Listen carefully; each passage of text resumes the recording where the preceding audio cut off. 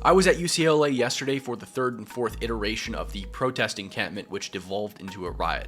I was beaten, battered, assaulted. I had hot spaghetti sauce dumped down my neck. I was doused with water. I had my GoPro thrown in a pond. I was bashed with shields. And we're going to get into the nitty-gritty details. This will be your full debrief. But first, I want to make sure that you guys go follow Today is America, the company that I work for who make all of this possible. You can find them on Twitter, YouTube, pretty much anywhere that is convenient for you. And we also have a website, todayisamerica.com. All of my content is there under videos. So when I arrived at UCLA, they were just marching through campus with papier-mâché corpses, saying the names of their, quote, martyrs, all of the people who have died in Gaza. They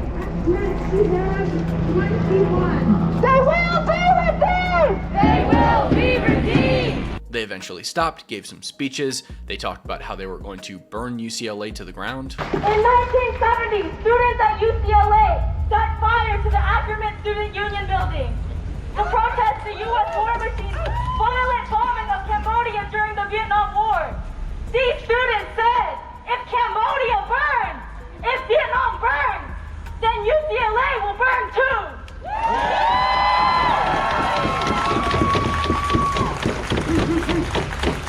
Today, the resistance on the ground has put history in motion once again. Today, we call on you from the midst of massacres and siege to a new revolutionary phase of comprehensive escalation. If Tulsa is on fire, then UCLA will feel the heat! Then they moved to Dixon Quad by Royce Hall, where they announced that they would establish a protest encampment. We are back, and we will not falter. We are grounded in honoring our martyrs. So please fire security to set up the encampment once again. Another one, after both previous iterations had been raided by the police. It took them about 10 minutes to erect the encampment. They then surrounded me with wooden shields and bashed me with them. 2, 3, stop! Yep. Communists. 1, 2, 3, stop! And they're pushing like poles into my back or something. Stop. 1, 2, 3, stop! Yep, so they're physically removing me.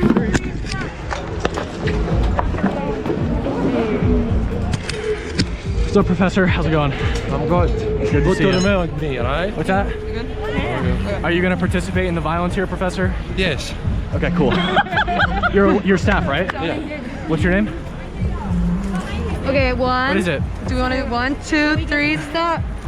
At one point, they knocked my phone out of my hands and then ran off with it. I was live streaming when they took my phone.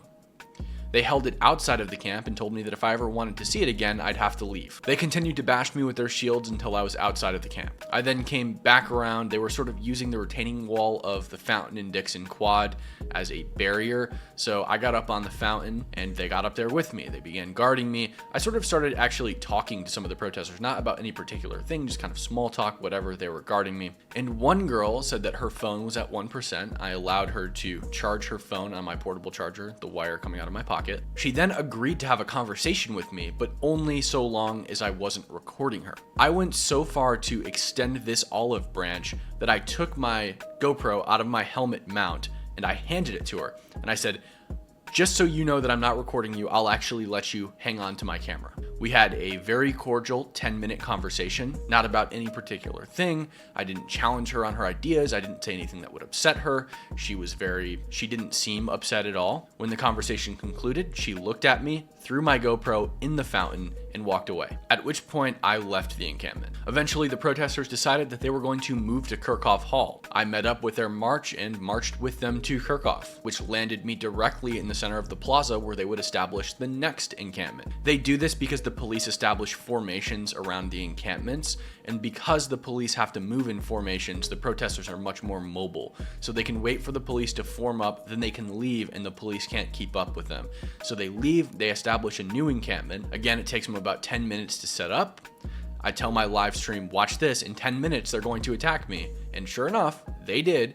After those 10 minutes were up, when the camp was fully erected, they surrounded me with their shields again, and they pushed me. I walked over to a chair, because it's sort of a plaza where you can dine. I walked over to a chair, I sat down in it, because my thinking was, what are they gonna do? They can't move me, I'm not on my feet. Are they gonna dump me out of the chair? So I sat there, they fully surrounded me, locked arms in a full circle, put their keffiyehs up, and I eventually stood up. I got on the table in front of me, just a short, probably foot tall table, so I could get a little bit of height on them. They then began dumping water on me, several bottles, and at this point I'm like smelling my shirt to make sure that this is actually water and not urine, because they've been known to dump urine on people, at which point I feel something burning hot on the back of my neck. So immediately I'm like, ugh, and I walk away. Now that I'm mobile, now that I'm on my feet, that I'm not on a higher platform than them, they know that they can move me more easily. So they get their shields and they start bashing me. They push me close to the barricades that they've established, at which point they grab my harness strap. So I'm wearing a harness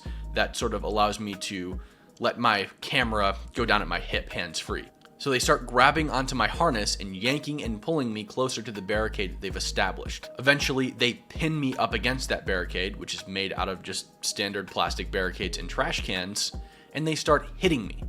Like so many people just swatting me, hitting me, grabbing for my phone, and eventually they make one good push and they all use their shields to totally push me outside of the encampment. Other police action may include the use of less lethal munitions, which could cause significant risk of serious injury to those who remain. Section 409